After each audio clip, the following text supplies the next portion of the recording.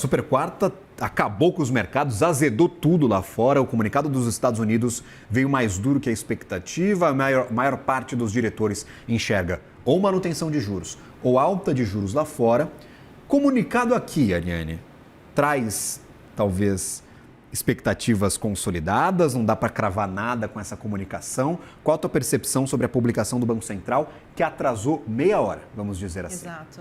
Deixou aí um sentimento de que havia um grande desfecho, né, no comunicado de hoje, mas o que a gente viu foi um comunicado em linha com o que o mercado esperava. Talvez algumas nuances ali um pouco mais técnicas, que agora a gente vai trabalhar depois, destrinchar um pouco mais para tentar, como diz nas últimas comunicações, né, até o próprio Galípolo, a gente tenta ficar lendo nas entrelinhas o que o Bacen fala, quando na verdade não tem nada, mas o mercado, para a construção de expectativa, vai relacionar o que foi colocado palavra a palavra no famoso tom de comunicação. Se foi mais hawkish, se foi mais dovish.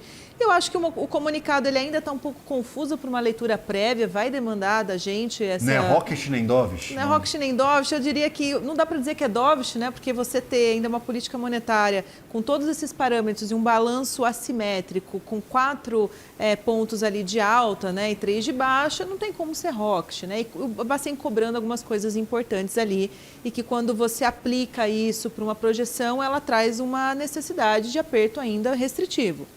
Mas cortar já traz uma suavidade e o Banco Central dizer, Gabriel, que a atuação vai trazer a inflação do primeiro quarto ali de 2028 para a meta, deixa essa porta aberta para ser um comunicado mais suave.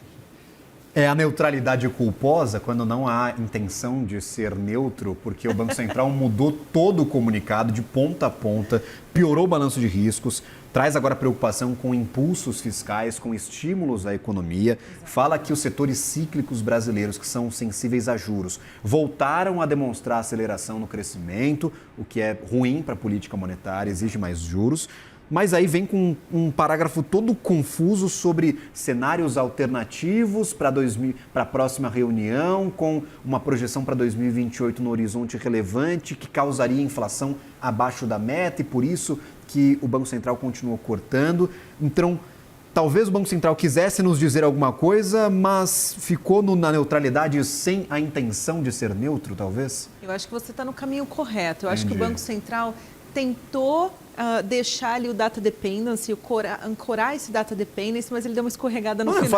Não é mais fácil colocar no texto, falar, vamos aguardar os próximos dados, do que Era dar melhor. essa volta? Exatamente, era construção, era só fazer uma repetição. Eu acho que duas coisas importantes ali do comunicado que eu acho que a gente precisa avaliar com muita cautela, palavra muito utilizada ali, né?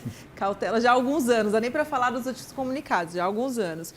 A parte do internacional, que isso a gente tem que dar razão para o Banco Central, não tem como você mensurar, a gente ainda precisa entender se sexta-feira vai ter, de fato, a assinatura oficial do acordo, que o estreito vai se normalizar.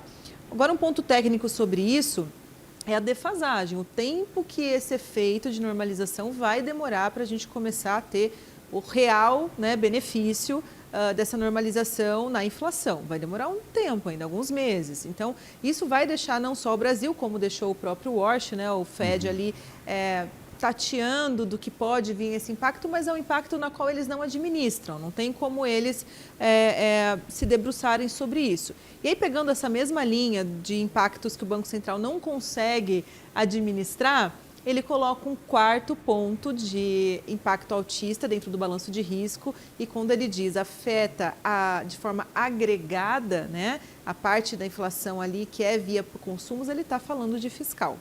E aí ele reforça no parágrafo de baixo. Então são dois itens que vai demandar muito trabalho a partir de agora, né? A gente entendeu o que acontece na sexta e quanto tempo vai demorar, se vai vir uma dissipação rápida dos preços afetados por energia. E o segundo ponto é a discussão de fiscal volta à tona, que parecia que tinha ficado morna ali, escondida, né? O mercado tinha esquecido disso. Faz tanto tempo que o Banco Central aponta o fiscal como problema, todo comunicado tem isso, que meio que passa batido, né? Não é novidade. Agora a novidade é essa, falando que o impulso pode afetar a política monetária. Eu acho que agora ele achou uma forma de deixar mais claro o que isso significa. Porque quando você fala que o fiscal vai afetar e você não explica qual é a forma, né, por onde que ele vai afetar, fica uma coisa meio, parece que o Banco Central está cobrando só um tipo de responsabilidade. Não gastem demais.